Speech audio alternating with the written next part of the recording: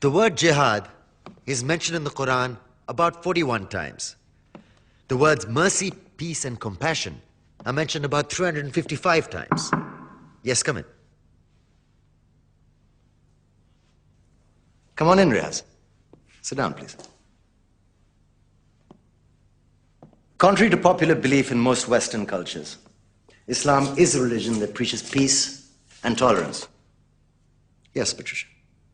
If Islam truly is a religion that preaches peace, then how come the world's most troubled spots, the West Bank, Afghanistan, Pakistan, Iraq, they're all plagued with Islamic terrorism? Well, that depends on your definition of terrorism. Some might argue that the U.S. invasions of countries like Iraq and Afghanistan are also acts of terrorism. No, those were acts of war to get rid of despotic regimes. Or a means of getting at a country's oil.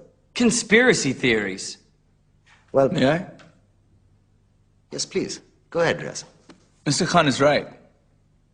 I mean, if we're talking about terrorists, the world's biggest terrorists are the white superpowers. Come on now. No, really, stop and think about it. Explain 9/11. Okay. Do you know how many people died in the Twin Towers strike? Around 3,000. And do you have any idea how many people died in the bombing of Afghanistan? Take a wild guess. More than 15,000 people died. And that's just conservative figures. About 50,000 tons of explosives were dropped on innocent civilians. Men, women, children. Yeah, but that was because of the Taliban. Now that you brought it up, did you know that the Taliban was a creation of the CIA to fight the Russians? Whatever. They were still harboring terrorists. Yeah, right. Terrorists that were never found. Just like the weapons of mass destruction that were never found in Iraq. Do you want to get into the death toll in Iraq? 500,000 civilians and counting.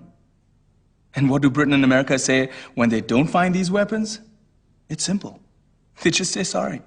And still refuse to relinquish control of these countries. What are you trying to say? What I'm trying to say is that just because you're American, wear a fancy suit, and call yourself the president, doesn't make you any less of a terrorist.